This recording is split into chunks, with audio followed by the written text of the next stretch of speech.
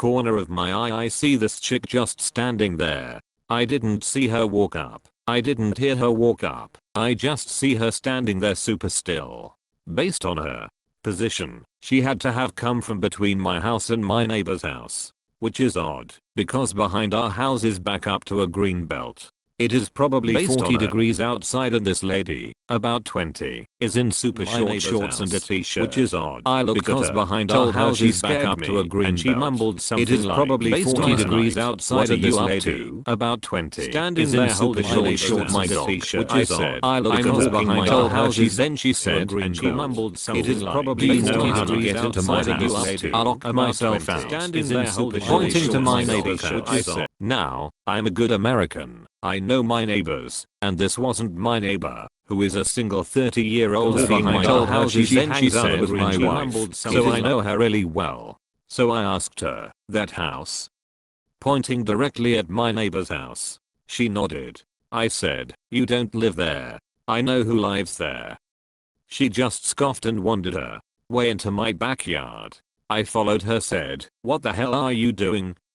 She then took off running, scaled my fence, which item of note, it isn't an easy fence to scale. It is a deer fence. It is a see-through fence that goes up 3 feet with cattle gate. Then the top of the fence is stainless steel wire that runs horizontally. It is the type of thing that, if you weren't expecting it, you'd easily trip over as it is extremely hard to see, and not very common. Anyways, she scales the fence, and ran away into the green belt. I have no idea how she wound up back there, what she was doing, what she intended to do, but she scared the ever-living crap out of me.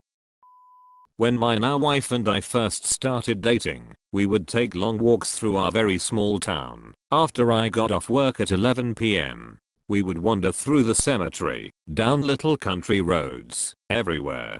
But our favorite area was a large field, where the stars were incredible. One night we were watching a small meteor shower, and heard all kinds of loud grunting and ruckus coming from a tree line. We had nowhere to go, and we are starting to get concerned. A large, angry buck came out, stared at us, and then quietly walked away. I don't think we breathed for several minutes. I was convinced he was coming at us, and there was no way to outrun him. We didn't go back there for a few days. Spirit of the forest warning you to get lost. Usually, it's what I hear. Large, fallen branches snapping just out of sight of my headlamp. Or waking up an hour later and hearing steps and leaves rustling, but too exhausted and fearful to inspect or want to know. Probably nothing important anyway. One time I returned to my car after a late night hike with friends and my SUV was covered in foot, hand, and paw prints. They were just so large and even dragged a little in the dust. It was on / near a large military base in the mountains. I think some local enlisted may have made them to scare us. But it was just so well done. Pretty scary for all of us, because it's what you'd imagine the Blair Witch would do. No animal did it. Not hiking so much as car camping, but we were way the hell out there in the middle of nowhere on BLM land in Colorado. We drove for an hour and a half down a Forest Service road and didn't see another soul. You could see headlights and hear cars from miles away from our campsite. It's not like somebody could have snuck up unnoticed. We had 3 cars with us and 8 people. Just got done eating dinner, cleaned up. It was getting dark, so we went back to the cars real quick before hitting our tents for the night. Somebody had slashed the front right tire on each of the 3 cars with what appeared to be a box cutter. Everyone thought it was a prank, but it became very apparent very quickly that it wasn't. All of us were beyond spooked, like panicking, scary to watch spooked. We all had spares, and one dude had a gun, so we threw on our donuts, while that guy literally guarded us, and got the hell out of there. I still have nightmares about it sometimes. Just knowing there was some person, probably watching us, maybe wanting to harm us, makes me feel physically ill to this day. I was running through this little shortcut to my neighborhood on my way home from a good run. I was tired, and it was midnight, so it was pitch black. I had to run with my phone out on flashlight to not stumble. The woods has a cliff on one side to the right, about 60 meters in, and a mountain wall on the left about 10 to 15 meters in. Halfway through I see this bright light to my left on the right side. I turn around to look, and I see an old man about 3 meters away from me that I don't recognize from the neighborhood. He was holding his flashlight angled a bit up so I could clearly see him. He turns his light on me and just stares at me. I give him a "You okay?" look and he just starts walking towards me. That's when I decided to quickly finish up my run. Didn't look back, I just ran. Let's just say I set a new pace record on Runkeeper. You guys are kinda ruining my late night Pokemon Go hunts.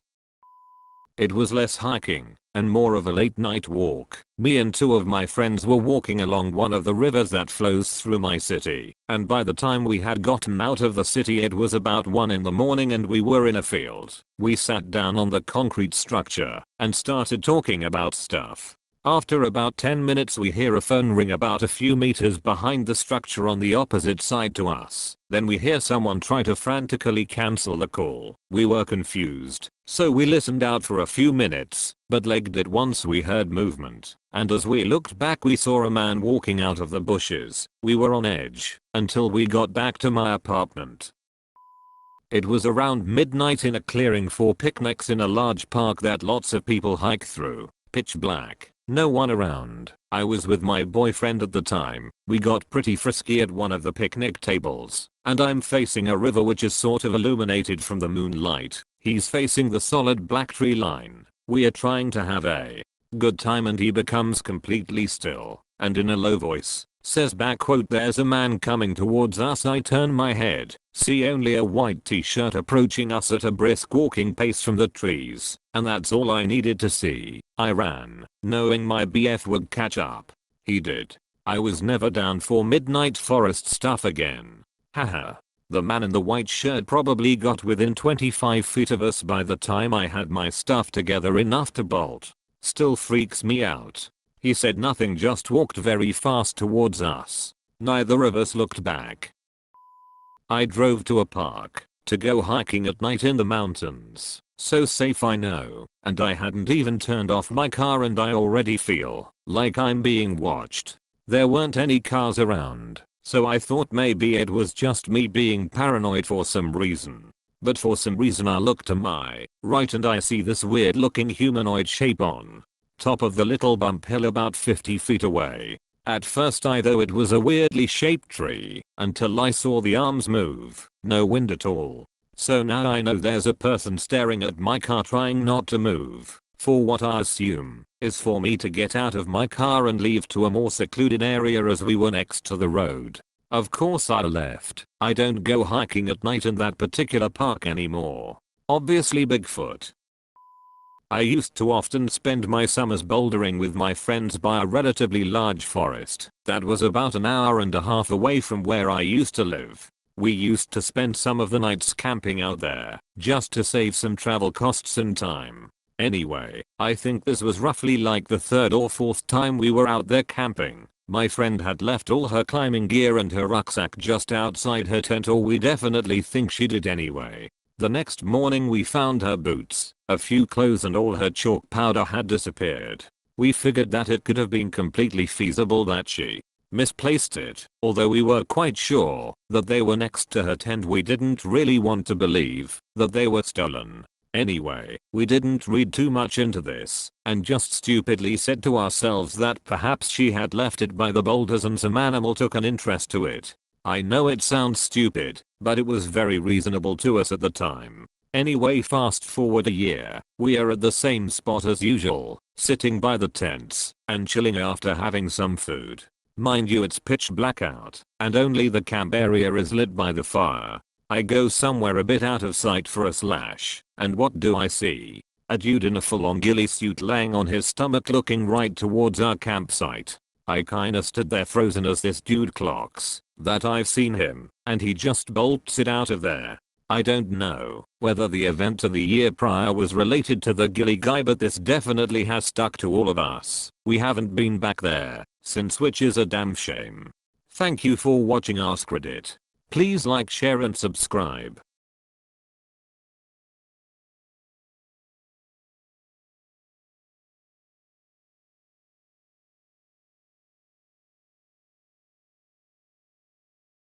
Divers and people who spend a lot of time underwater, what's the creepiest, most unexplainable thing you've seen while in the depths? You can dive in man-made lakes and check out what's left of old flooded homes and communities. It's pretty dark and spooky down there no matter what, especially when you think of all the big fish swimming around that are barely silhouettes until they're close. My buddy likes to dive in lakes. He said the creepiest thing, by far, is finding cemeteries 100 foot plus beneath the water in the dark, eerie quiet. I'm a commercial diver and was once on a job cleaning a potable water reservoir. I'd been in other reservoirs before, but this was by far the biggest, at 40 by 80 meters. To get in you had to open a hatch in the ground. The whole reservoir was underground and climb down a ladder. The hatch was in a corner, so when you were in the far corner of the reservoir, it was completely pitch black, and you just had to hope your light didn't go out. I was about halfway through a 3-hour dive when the batteries in my torch started going flat. I watched the beam get narrower and dimmer until it cut out completely. It's not a huge problem if you lose light, as you can just follow your umbilical back to the hatch. Just as I started walking back, some obnoxiously loud banging started somewhere in the reservoir. I was the only diver in there, so it both confused and scared the crap out of me. Needless to say, I ran back to the hatch as fast as I could. I ended up getting my torch changed out and doing another hour in the water, but didn't hear the noise again. I still have no idea what it was, but the combination of my torch going out and loud banging coming from somewhere gave me a hell of a fright. I've done a number of dives, and the strangest thing I ever saw was a large deep freezer with a heavy industrial chain wrapped around multiple times with about 5 cinder blocks attached. It was very rusted, and the deep freezer itself had to have been 30 plus years old, probably more. This was about 90 feet deep just off Vancouver Island, Canada. The situation gave myself and the other divers the nooby-jeebies. Logged the GPS and depth coordinates, and notified the police. We were able to find out what was inside, since one of the divers had friends with local police. 10 porcelain dolls. Nice work. You have unleashed them from the watery prison that was protecting us all from their wrath. When living off the coast, some buddies and I would take regular fishing trips out to the oil rigs. We would always have some lines out and a few would dive down and try to spear some mangrove snapper or cobia. Once while I and 2 others were diving down checking out the structure, we decided we needed to move due to lack of life around the rig. We all get back in the boat, and as one of my buddies is reeling in a line we had a red snapper baited on, an easily 8 to 10 foot tiger shark starts chewing on it right behind the prop, so close I could have poked his eye out. The idea that massive animal was in the water, so close to me and 2 of my friends but no one saw it is terrifying. I bet he was watching us the whole time.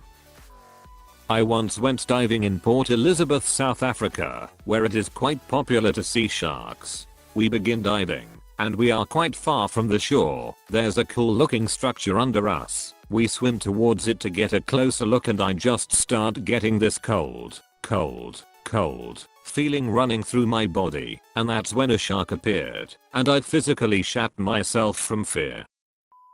I used to do a lot of night dives hunting for lobster off the coast of California. We'd start at 9 or 10 at night so everything is obviously pitch black, besides where we were pointing our lights. Every so often I'd get this unshakable feeling that something big was watching or following me. Sometimes I could quiet that part of my brain and continue with the dive. Other times I couldn't shake the feeling and would end the dive after a few minutes. It's a hard feeling to describe, but I guess I'd compare it to being in a haunted house, but 50 feet underwater in complete darkness. An old World War II ammunition ship off the south coast of England was full of brass-topped shells. Most had been taken by divers over the years, and it was now very rare to see them, apart from a pile in one corner of the ship. This pile of shiny brass metals was miraculous unto shade, and remarkably clean, after spending years underwater, and you only found out why if you swam near them. Out of the murky darkness, the largest moray I have ever seen snakes forward. Without exaggeration, this thing had a head the same size as a horse's head full of jagged teeth. I could not see the body as it looped into the dark and deeper into the ship. No one got near those shells. Turns out for years this thing had been guarding the shiny brass shells, slithering over them making them shine. We found out at the bar later that he was famous in the area and many people went to the wreck just to see him. No idea why this giant creature was guarding them like a dragon and its horde, but some said morays are like magpies and like shiny things. It was last year. I and my friend were testing our scuba gear before going on a vacation in one of the lakes near our city. The depth was around 15 to 20 feet when we saw a Soviet-style army metal bed simply standing on the bottom of the lake. An unending void. That's when I quit and was like, you know, I spent 5 years getting certificates, but apparently being afraid of heights also works underwater.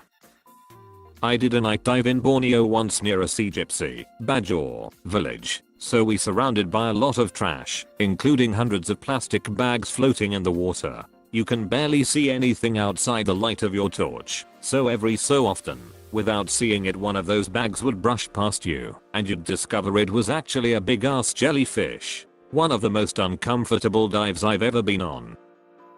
Not me, but a guy I know used to be a river warden on the river ban. If anyone disappeared in the area of the river that he was in charge of, the search and rescue teams would ask him for his advice on currents and deepest parts of the river. The river ban in places has large holes that go down below the depth of the riverbed, and sometimes missing people can be found in these holes. During one search of these holes, a diver was down for slightly more than his allotted time. Once he came up, he explained the reason. He was down about 5 meters. It was full of barbed wire, and he managed to get snagged in the wire. On trying to escape, he was hit by something and pinned to the side. It was a rotting sheep carcass wrapped in barbed wire. Probably half a shark, still swimming around, but his entire left side was just gone. Organs hanging out of him and everything. Like a living Resident Evil zombie shark. He must have been very recently attacked, because I doubt you can live very long with your entire insides poking out. Recreational diver here. I once discovered what looked like an abandoned campsite at 38 meters, sitting on a ledge. This is a quite remote area, but out of the blue there's 4 chairs sat around a ring of rocks. Freaked me out. There's a cave I dive all the time in Hawaii that has an air pocket in it that you can surface in. So one day in the fall I get into this cave as usual, surface, and I'm taking my mask off when I see something out of the corner of my eye. It's a skeleton. Completely fake, and some people put it there as a Halloween joke. Almost killed me.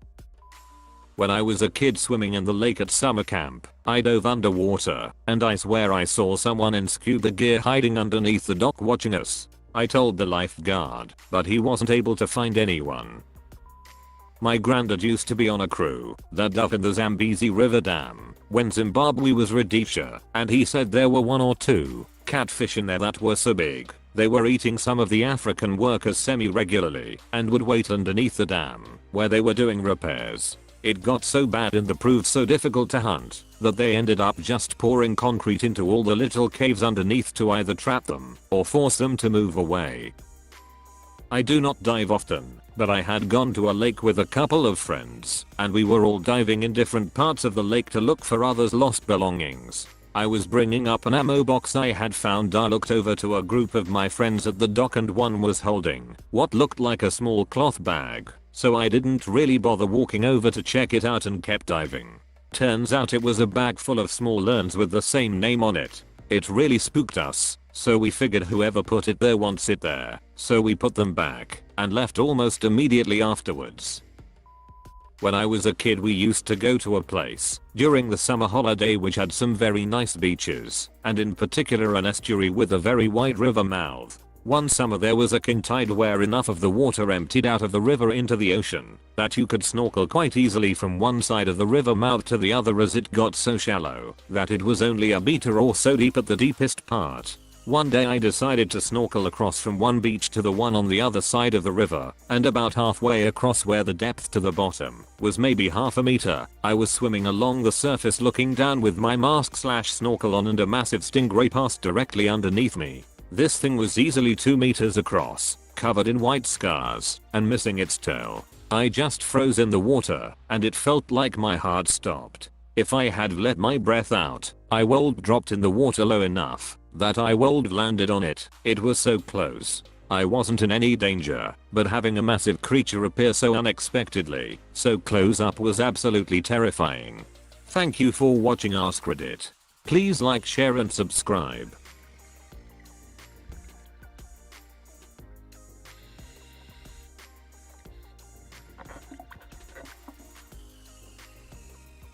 Serious, police officers and nurses, what's the most effed up thing you have seen on the job? There was a guy who was just released from the hospital and was developing suicidal thoughts. He got into his car that very night, ripped out the stitching in his stomach, and wanted to die in his car. Sometime down the road he decided he didn't want to die but went to go get help. The closest place was the military base. I was running the front gate that night. When he rolls up, he says to me and says, "Help me." I look around and I see a huge red stain on his shirt. I call our BDOC via radio and alert them of the situation. The entire time I am just trying to make sure this guy doesn't look at his entrails hanging out. The last thing I need him doing is freaking out. Eventually my supervisor and patrols arrive on scene to take over. Once the ambulance arrived, they got the driver onto a gurney. Once the door was open, there was a pool of blood sitting on the floor of the driver's side. I was a CNA. I found an old woman floating in a couple inches of her blood in the bathroom. She slipped, hit her head on the sink, passed out, got up, slipped in her blood and hit her head on the toilet.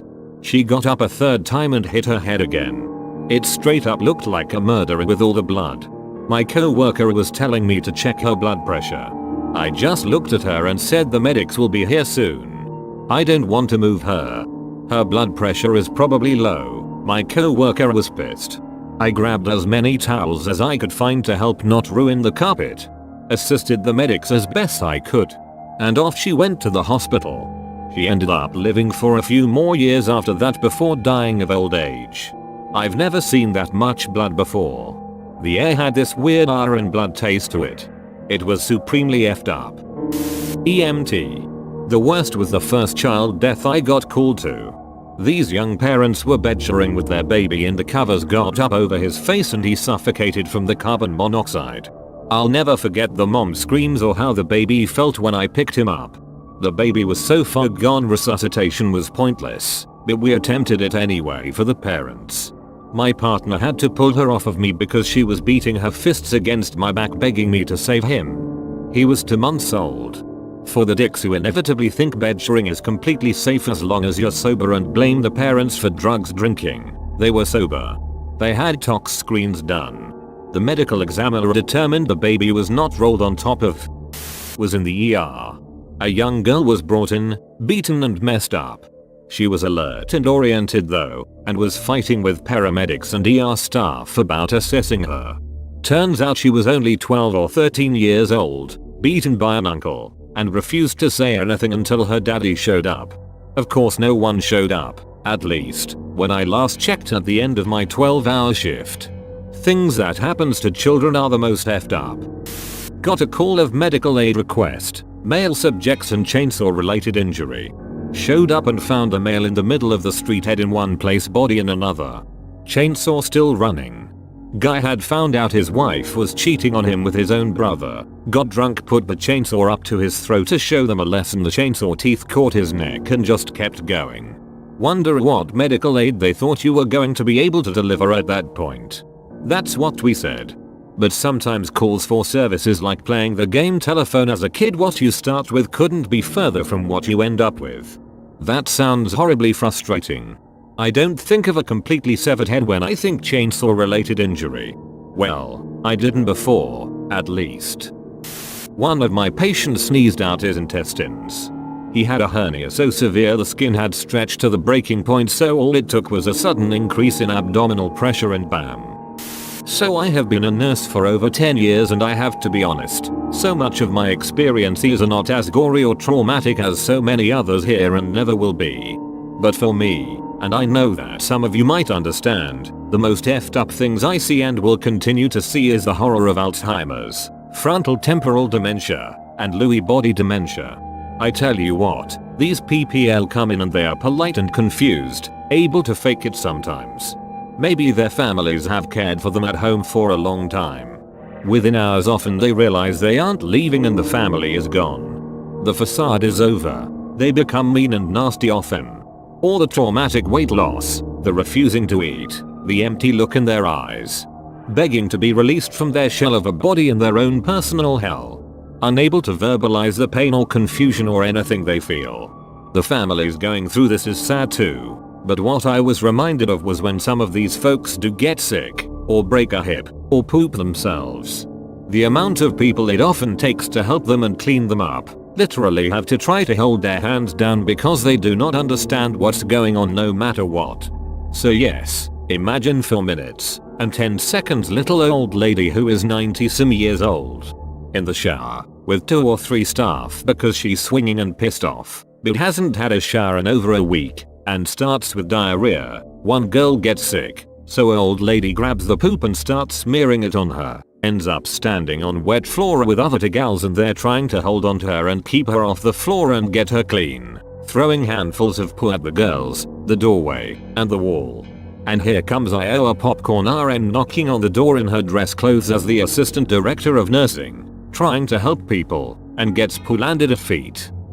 Someone shooting themselves in the head with a crossbow bolt and remaining conscious, let alone not dying, and the bolt being lodged in the skull was pretty weird. A woman who fell and sheared most of her nose off except for a thin flap of skin connecting it was weird. A guy getting a socket from a mechanic tool embedded in his face was neat. A paraplegic with an ulcer-infected wound which totally exposed their tailbone part of their pelvis was a fun one. I dunno, does any of this sound effed up? These are just a few ER stories off of the top of my head. I'm an X-ray tech. Had to X-ray a guy's slong because he stuck little magnetic balls up his urethra. Surprise surprise, when he tried to take the string of them out they disconnected and got stuck. Cop here. Off the top of my head. Someone was car-jacked and shot twice in the face and once in the back of his head at point blank range. When I saw him, most of his face and a large part of the back of his head was missing. He was not recognizable at all. Homeless person with an infected foot just came in last month. Foot was red and necrotic dead tissue. Little black holes everywhere. Poured some iodine and a few maggots came out. Another nurse suggested hydrogen peroxide, that hole bubbled and thousands of maggots came bursting out. I can't even describe the smell. Ambulance calls over the radio. Infant male maybe 3-5 months old, found unresponsive and not breathing by family in bed, CPR in progress. Another baby code. We're a level 1 pediatric trauma center. Kid probably rolled over in the blankets and suffocated. Happens. Sadly, it's another shift for us. Get the kid moved over to the resuscitation room's bed. Bruises on both arms. Doesn't pass the sniff test. We cut the rest of the ONSI off. Start looking for an IV. Open up the diaper. Need a rectal temp. Trauma triad of death after all is hypothermia, acidosis, and coagulopathy, right? See some blood around the legs in the diaper. From the rectum? Lift a leg, semen and frank blood leaking out of rectum. Someone did the unthinkable to that baby. And there is no place in this world for people like that.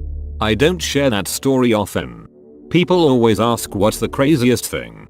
They want the shot in the face with a bow and arrow or hand caught in bread maker. But you're asked.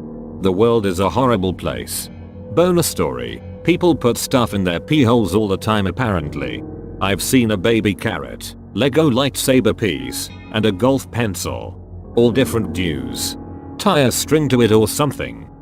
My husband's friend is in his residency and told my husband a story about an elderly man that came to the hospital and they gave him a catheter. Apparently he really didn't want one and became angry about it and proceeded to pull the catheter out through his penis and then died because he bled to death.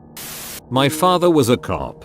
The worst thing he ever talked about was when he and his partner went on a welfare check of an elderly woman who lived alone. No one had seen her in a few days. She had died while bathing. They had to stay as the coroner removed the body. As the coroner and his staff went to lift her badly swollen body, her skin came off. He says he vomited off and on for weeks after witnessing that. My dad was also a cop. He once told me a story of a man who killed himself in the bathtub.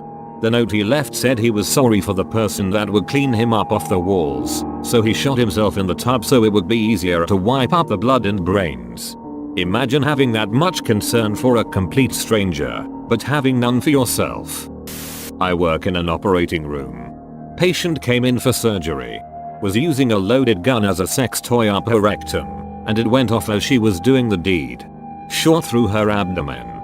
Yeah, I see some weird shit come through. Well, it's not my personal story but a professor of mine who is a doctor. She was pregnant and still working at a hospital. Someone who was out of their mind on drugs and upper body, strapped to the table, ended up kicking her full strength in the belly. Placental abruption. She also fell back and cracked her head. She lost the baby. They had to do an abortion-like procedure to get everything out. She was left with a weakened cervix and lost several pregnancies since, but she did finally manage to carry a child to term. I imagine that for her colleagues, it ranked among the worst things to have ever happened on a shift.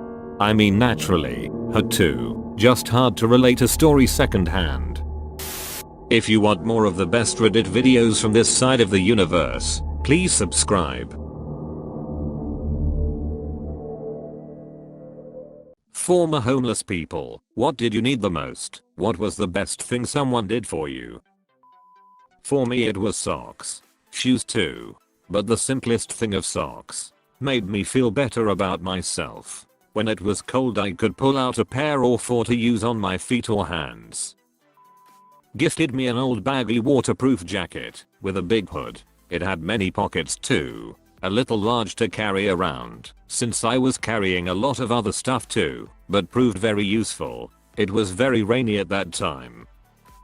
Employment. I wasn't addicted and wasn't mentally ill, but I had legal trouble, and employers aren't going to hire someone who is probably going to jail 5 months from now. I had to work under the table for like $4 per hour. If there had been a way for me to get a decent temp job I could have probably got a crappy apartment for the interim. I was able to secure a spot in a church basement for a little while. The nicest thing anyone did was one of the people from church brought me a Super Nintendo and a stack of games to help keep the boredom and loneliness at bay. The best thing someone did was getting me off the streets. I was passed out under a bride with my dog, and I get woken up by this guy holding a box of donuts. I was in awe. He gave me two, one for me, and I gave the other to my dog. It tasted so good. Food. And it hadn't even been on the ground. He was with 3 people. They were part of an outreach group. They got me into a shelter with my dog that day. I was just crying. So happy. So thankful. I was barely surviving. Showers and a place to wash your clothes. To save as much money for food. To be able to get dollar menu items and feed yourself 3 times off $5 and some change. Not sure if living in the car counts as homeless though, but a 93 Accord ain't exactly a home. When I was in high school I worked at the front desk of a small YMCA in Seattle. A few homeless guys would come in to shower and I always just told them to keep their money and enjoy their shower. My wife was homeless as a teenager. On Friday afternoons, a businessman would walk up to her and ask her if she was hungry. She would say yes, and he would take her into the restaurant on the corner. She never felt any danger with him, and she has had to cut somebody badly before. He was just some dude offering her a meal. He would let her get anything in the menu. He would sit and read the paper and drink a cup of coffee. There was never any conversation. When he was finished, he would pay the bill and leave. There was never any exchange of words other than "you hungry?" and "have what you want?" and "have a good afternoon." This happened multiple times. She never felt like a project to him. She never felt less than him. She never felt in danger. He was just a guy who saw a dirty girl on the street who needed to eat. She has since gotten her GED, graduated from a trade school with a fitness degree, and now has earned her MBA with honors. She is an amazing woman and an amazing mother. The one wish she has is that she can run into the businessman who bought her lunches and thank him. When I lost my job after the Y2K remediation, I wound up broke as a joke and no hopes of a job from anywhere in Oregon at the time. Girlfriend got asked to come take over her family's failing company business in Utah and we decided to go for it. Got here with nowhere to live, no money, caught a tank of gas. We lived in our cars for a while, then we found a row of 3 abandoned houses in Provo and squatted in the middle one. While she tried to rescue the family business, I got a gig delivering those stupid free newspapers that people get in their driveway. Wife's car was a long bed F350, so we could deliver a ton of papers. That's what kept us fed. I was 32 and a paper route was my only income. As far as the nicest thing anyone did, one day a guy came and knocked on our door, saying he was the house owner. We said sorry, and we will pack up and get out right now. However, the guy was nice. He said he owned all 3 of these empty houses and thanked us for keeping the addicts out of them, and he let us stay there. He even turned the power on for us. 6 months after that I wound up getting a job at eBay, and it was onward and upward from there. So really all we needed was a chance. We got it. I left an abusive relationship and, turns out, he was right. I had nowhere to go. I slept under a train and shoplifted what few basics I couldn't go without, which, frankly, I still don't regret. Screw the Waltons, and got a job at a Burger King. I mean, being homeless and all meant that my hygiene was horrible. Cut off all my hair to hide it, but there's a certain point where you can't anymore. One of my managers pulled me aside and asked me what was up. She called out, sweetly as she could, the red flags she'd seen. My self-harm scars, my hygiene, the breakdown I had when my ex came through the drive-thru, and I'm pretty sure she already knew what was up, at least somewhat. She started scheduling all of our shifts to overlap and taking me home with her, not far from my nest spot, so I could shower and eat dinner with her and her kid. Kinda just took me in as best she could. The shower was nice, so was the food. But the experience of someone giving a damn was what helped, quite honestly. Be kind. Homeless is a 15-year-old girl, for 6 months in 2009. The train station security guard would let me stay in the waiting room overnight. It had a toilet, but most importantly for me was that it was safe as the main station doors were locked. Other than that, toiletries, toothpaste and toothbrush, deodorant, baby wipes, hairbrush, from a local charity, a hot drink when it was cold or a bottle of water when hot, socks, gloves, a book. Love, showers, access to laundry machines, a social security card. Love, soap, shampoo, razors, a barber. Love, a bed or concrete away from muggers and junkies. Water. Love, new pants because I lost so much weight and the locals could tell I was homeless because I'd lost 4 inches off my waist. Love, I'm not homeless anymore, thanks to getting a job that I showed up to on time clean because I took sponge baths in the employee restroom before clocking in. I moved into my new apartment 3 months ago after a year and 10 months of homelessness. Love is still as rare as pennies were. I was homeless at 16 and no job or car. I was trying to finish up high school at what is called a continuation school. Basically a high school for people who were kicked out or expelled from the normal school for various reasons. There were a few good places to sleep. There were tons of greenhouses and a few church buses I was able to regularly sleep in. The greenhouses were uncomfortable and the buses were cold. I knew enough about the local plants and trees to get some small bits of food here and there. I didn't tell anyone but a few friends that I was homeless at the time. I was able to couch surf at a few places and shower and clean my clothes. After some time I think a few of my teachers figured out what was going on. A lunch became provided for me as well as a refrigerator in the main office. This changed my situation. I didn't realize how hungry I had become over a few months of survival. These small acts of kindness not only kept me coming to school, but helped me graduate early. In a way they helped give me some hope of a future.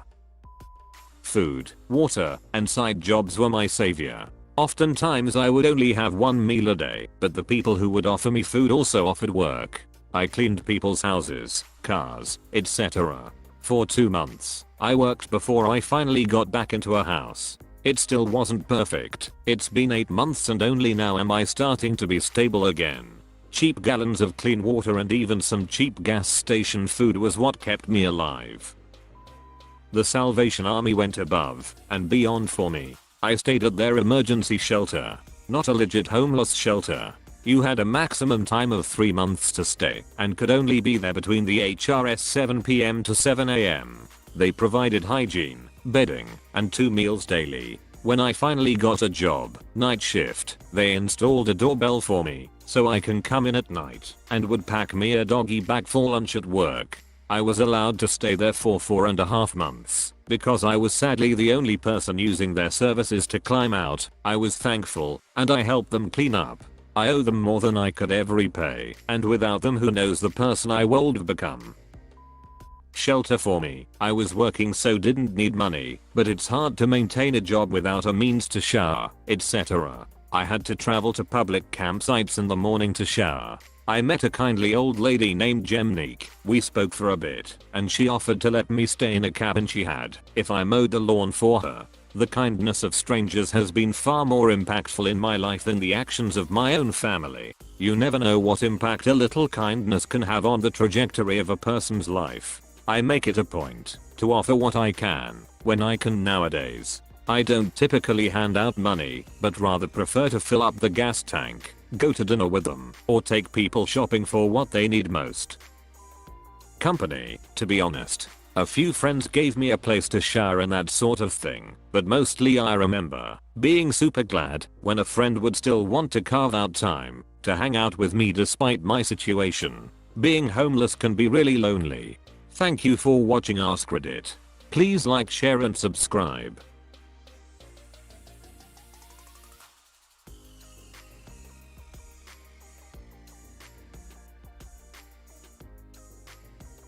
How did your worst job interview go?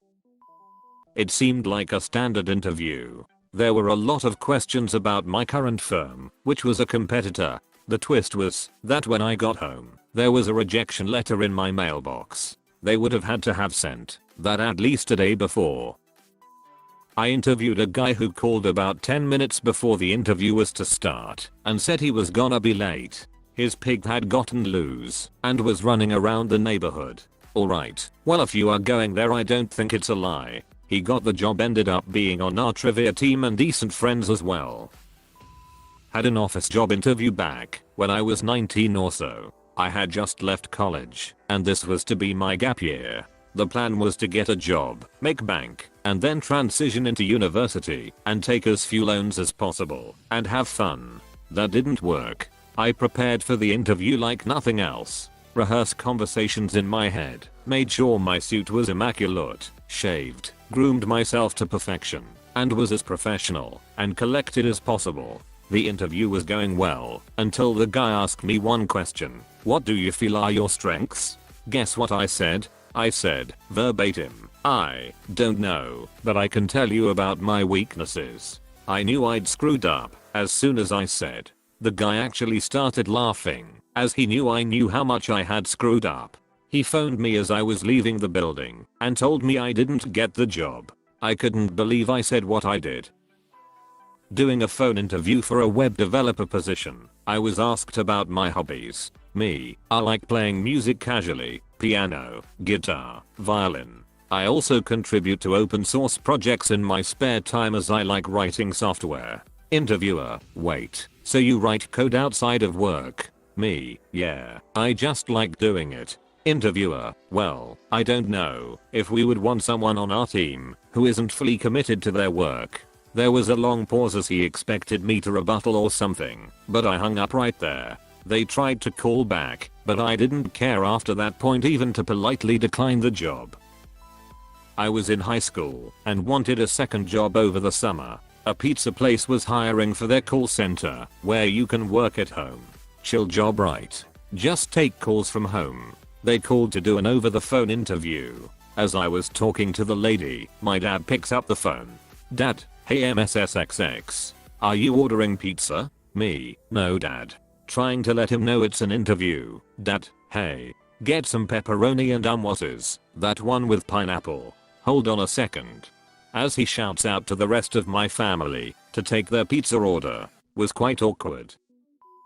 I was living in Japan back in 2007 and was dead sick of teaching English. My Japanese was basically fluent, so I started working with the public jobs agency to find something new. Eventually we found a manufacturing company that was starting a factory back in the US and they were hiring someone they could groom into the manager. I ended up going to 3 interviews, and in the 3rd interview the panel's demeanor completely changed. Instead of talking about my skills or what I brought to the table, they start needling me about every little thing. Their thinking was probably to see how I deal with stress. They said your Japanese is pretty bad. It's not. I have certification. If we wanted someone who spoke Japanese we could just hire a Chinese person who's better than you. Why should we hire you? Maintaining my cool, but just barely, I said, you're not hiring someone for their Japanese skills. You're hiring someone who can manage a facility full of Americans and communicate with you. A Chinese person isn't going to be able to do that. Nailed it. They keep going saying things, all kinds of nasty little barbs, until finally they tell me that the position pays $18K a year. Having put up with their crap for almost 2 hours at this point, I straight up asked them, the job ad you filed with the government said the training wage was $40K a year. Were you lying then? Or are you lying now? We gave each other the stone face across the table for an eternity, and I never heard back about the job. I sat down to interview for my dream job. For a job I almost qualified for. I was hoping a good impression would go a long way. Halfway through the interview they stopped and said they had made a mistake. I was supposed to be in the pile for a much lower position in the company, and I had accidentally been scheduled to interview. They apologized and said I could check back in a week or 2 about the entry-level position. I was a little crushed.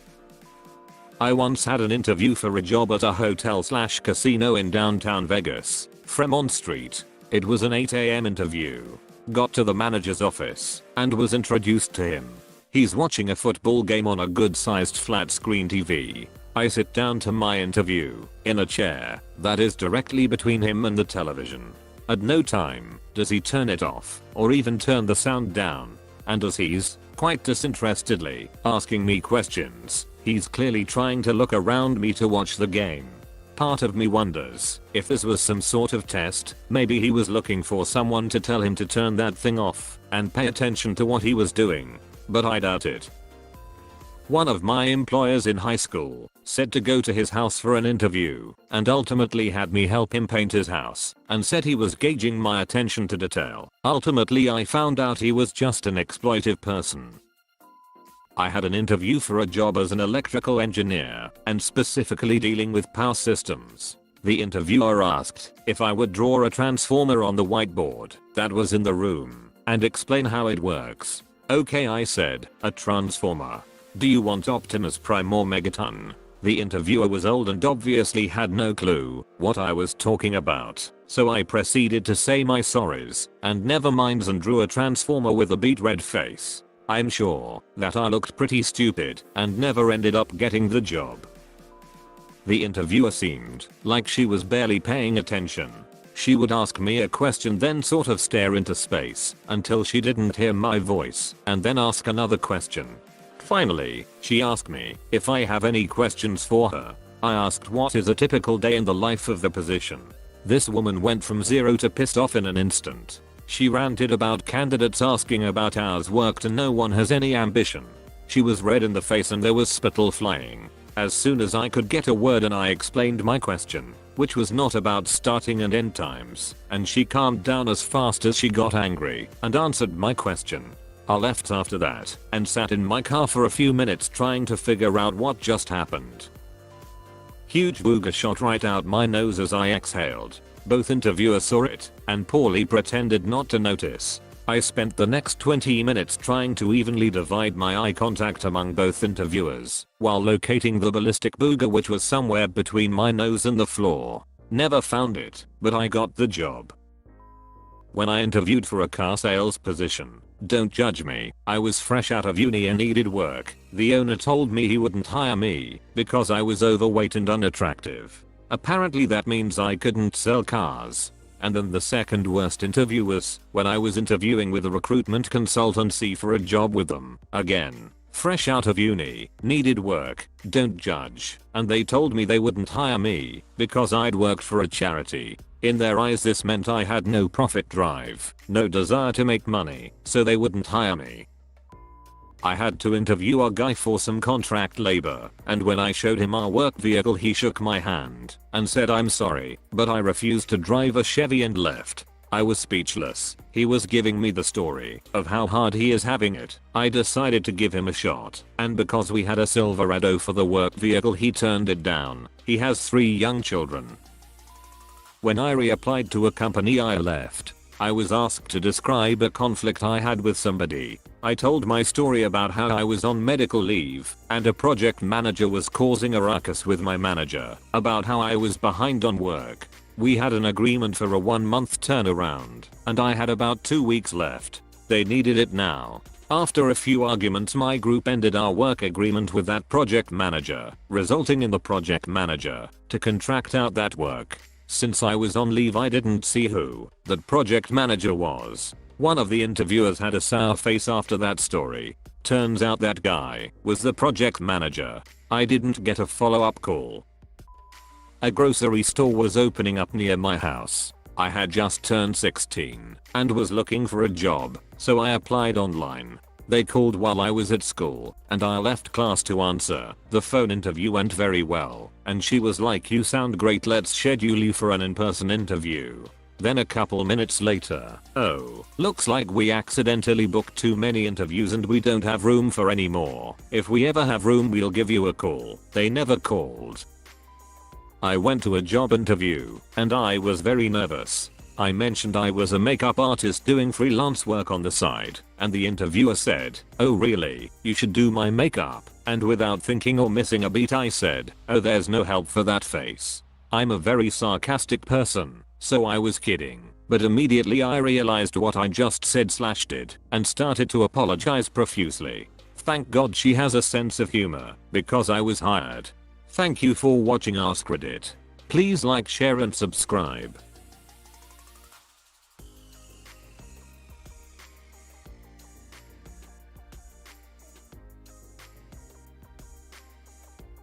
What is one bitter truth you know about life? We all have to die. Hopefully not painfully. It is possible for a parent to not love their child. The universe is so astounding and we'll never see most of it. No matter how hard you try, you won't always get what you want. No matter how nice, pleasant or thoughtfully you treat others, there are very few people you can really trust. My dog is going to die one day. That youth is wasted on the young. No one gets out of this life alive. You don't always get what you deserve. Employers will take advantage of you. You too will grow old or die prematurely. It doesn't always get better, only sometimes. Nothing is free in life, even love is expensive. Losing a parent sucks as a kid and as an adult. Most people are not special. A few, however, are. There is no bottom to human greed and depravity. Life is basically just the loading screen for death. Lots of people were the smartest kid in high school. No one cares about you as much as you think they do. That you are the villain in someone else's narrative. The only person you can ever 100% rely on is yourself. Love does not conquer all. It really doesn't. Life is more beautiful because we will never be here again. Your health is everything. Without it you really have nothing. You can't learn without failure. You won't change without pain.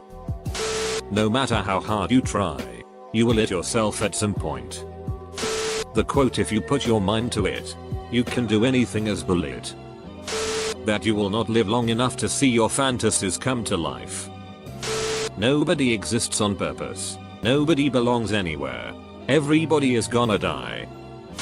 You'll always be a bad guy for someone or the other. You just can't help it. That no matter how advanced we are as a society, there will always be evil in it.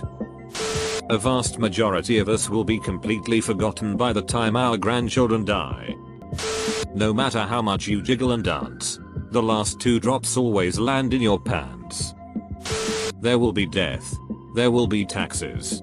To sweeten the deal, there are cats and dogs. Loving someone, or being loved by someone, is not the same thing as them being right for you.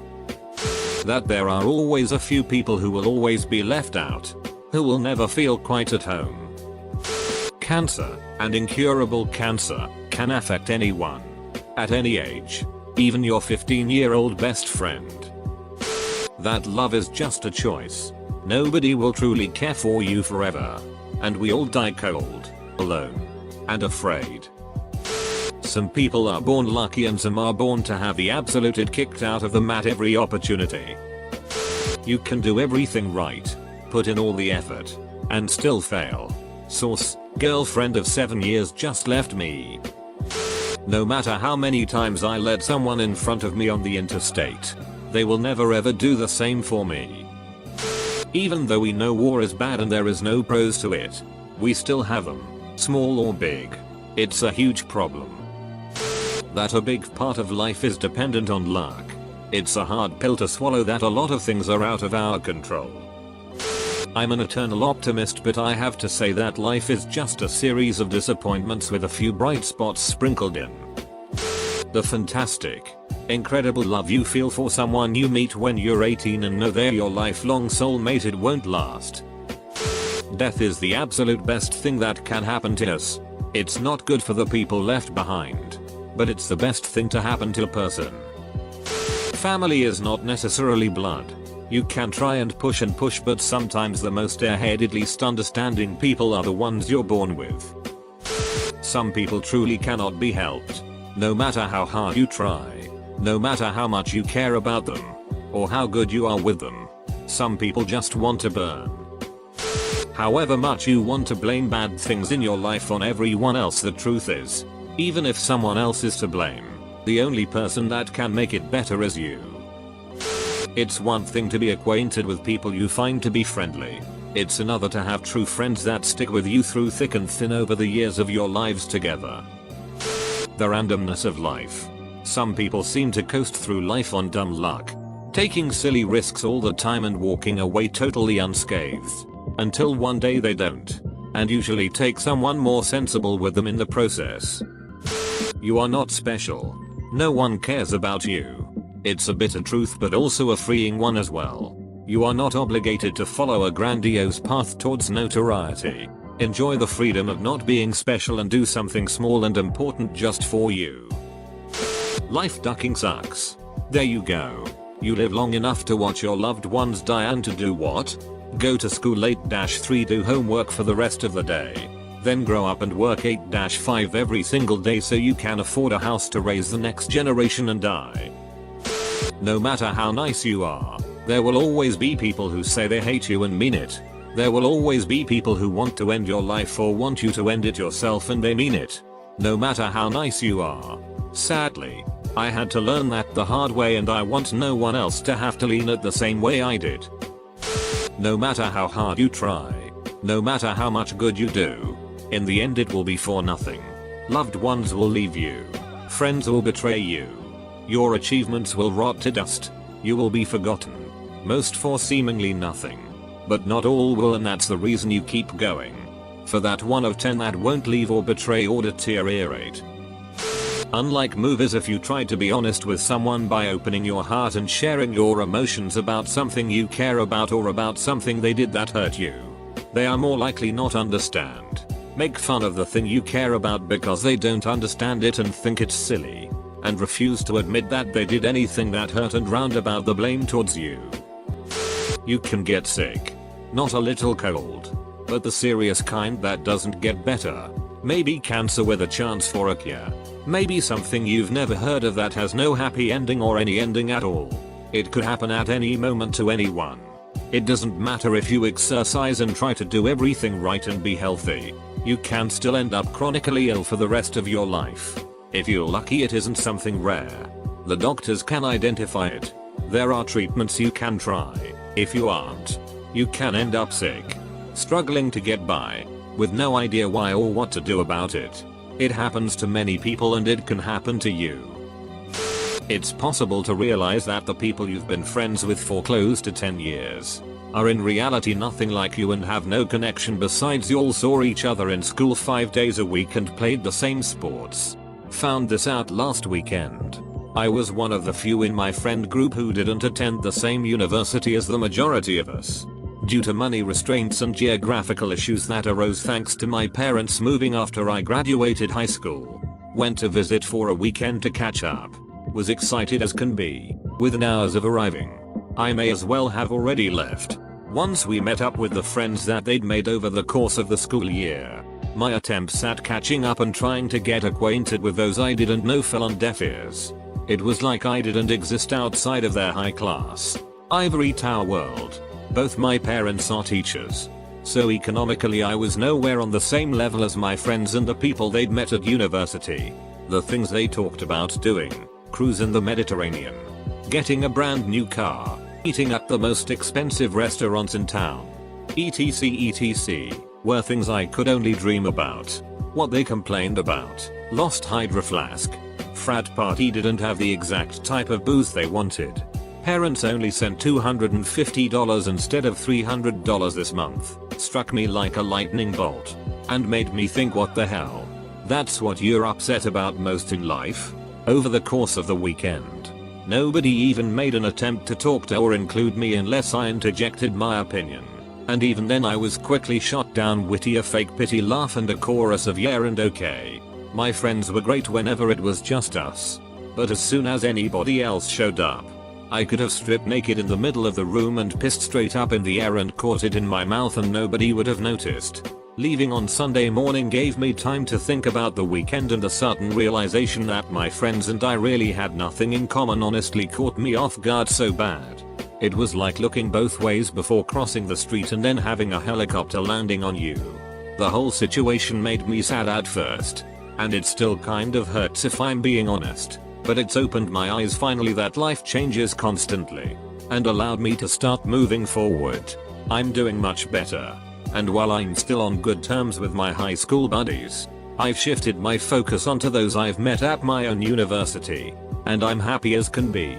TLDR, I'm poor. Friends are rich. Realized we have only a few small things in common. It hurted. I now feel better.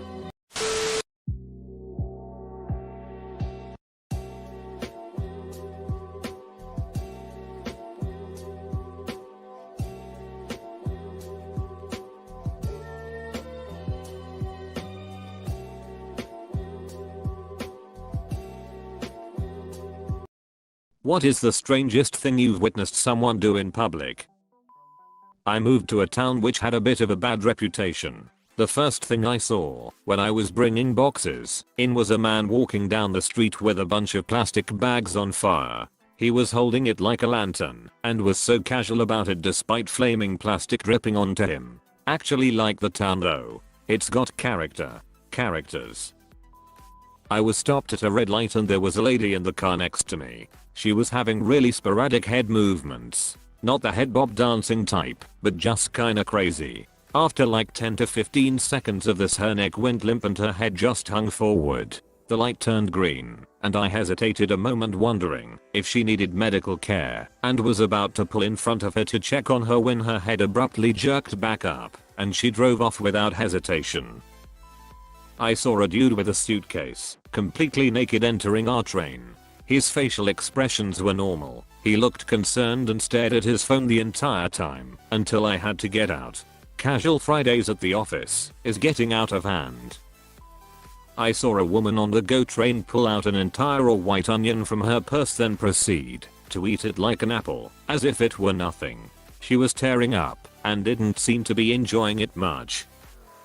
Once saw a man standing next to an extremely expensive looking home jump headfirst into a hedge, pull himself out, look at the hedge, and jump back in headfirst. He continued to do this for a while until someone nearby asked him if he were okay, to which he responded with, "Don't worry, this is my hedge, I'm just bored." Still to this day I respect his casual not giving a damn vibe. He should have let someone else have a try instead of keeping it all for himself. Just the hedge fund manager hogging it all for himself.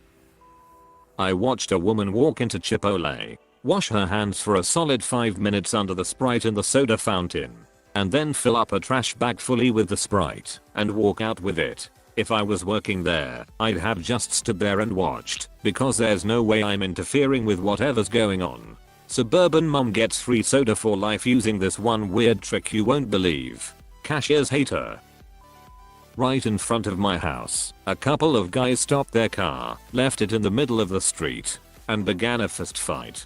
Then after a couple of minutes of each of them throwing more or less ineffectual punches, they both stopped and got back in the car and drove away. It's that last part that makes it so strange. If an argument had proceeded to blows, then I wouldn't just get back in the car with the other guy, as if nothing ever happened. There was a man running down the sidewalk who stopped when he got close and yelled strange fruit. And then farted into traffic, somehow not getting hit. He ran off down the street yelling about strange fruit. How does one fart into traffic? I'm genuinely curious. Dart. My bad. I was in a bathroom stall the other day when a little boy, maybe 6 to 7 years old, goes in the stall beside me. He sits on the toilet and starts humming some made up tune. That was already a little funny but nothing uncommon. Then he starts aggressively humming louder and louder. It gets to the point where it's almost just shrieking, and then he suddenly stops because he's out of breath.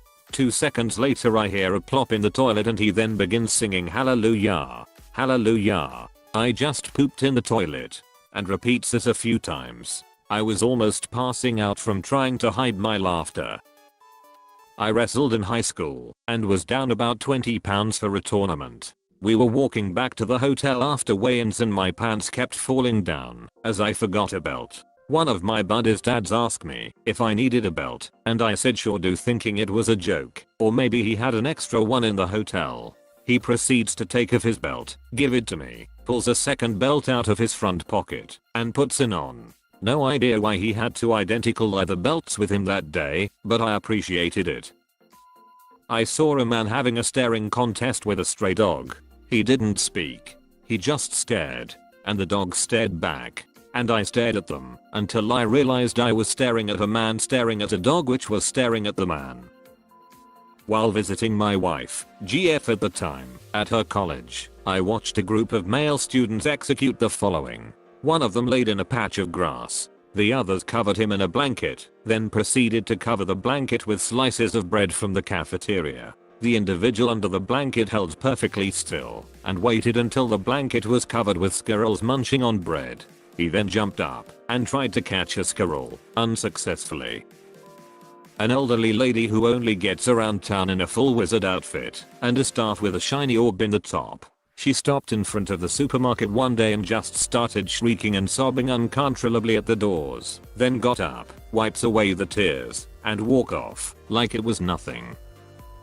One night when the bars were closing in downtown Portland, I saw a guy dressed very purposely in basically rags for clothes wearing this giant strange looking sculpted head that I can't even describe. It looked like something out of a college production of Pan's Labyrinth. He was carrying a large box. I pointed him out to my BF saying I wonder what that's about. My BF proceeds to go up and indeed ask him what the getup was about.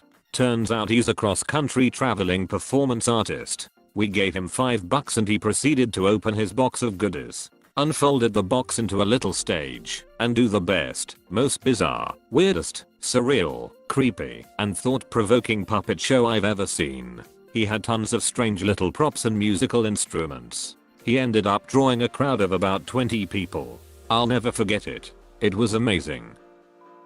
A couple was sitting within eyeshot of where I was seated at a restaurant. The wife, I'm assuming, pointed at his mouth and said something.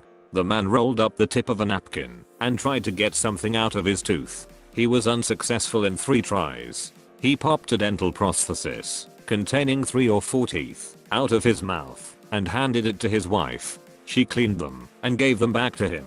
He sloshed it in his water and popped it back in with a loud click. I retch, set my fork down, and was finished eating at that point. I think I was the strangest thing people have witnessed in public. I was at this party at a friend's house. Everything went fine and people got drunk until we started to run out of alcohol. We agreed to with a few friends to a nearby store to buy some more before the shop closes. We forgot about it until it was 10 minutes before the shop's closing time. My friends and I ran straight from the sauna to the store with only our towels on. No shoes nor shirts. Some of the guys accidentally dropped their towels a few times on the way there. The young clerk and what few customers there were just took a double take as we entered the shop. As the clerk was ringing the beers, we made some small talk and she asked if there was a party going on nearby. We told her that yeah, there isn't. Long story short, she ended up joining us after her shift was over. Imagine a bunch of young guys, wrapped only in towels, mad dash run on an open parking lot. It truly was a sight to behold. I was in New York City. Now, I live in the UK, and I was only in America for less than a week, so I'm not up to scratch on New York City cough culture. A man, rather large and dressed only in a pair of swim shorts, laid out a towel, covered himself in sun cream, and began to sunbathe. Not weird, right? Yeah, well, it was under a bridge. A wide bridge at that. He was sunbathing underneath a bridge, in the middle of the pavement, like a troll waiting for 3 billy goats. I watched a woman trying to turn, to get out of a small lane, rather than just reverse into the, not busy, road she was trying to get onto. It consisted of her driving forward into a bollard, then reversing into another bollard, then driving forward into the bollard, reversing. She must have done this 5 or 6 times, each time smashing the crap out of her car. She finally managed to get her car out of the lane, and just drove off. It was the oddest thing I've ever seen. I was on a bus that broke down. Driver said it'd be 30 minutes before the next got there, so we could all stay on the bus, or get off.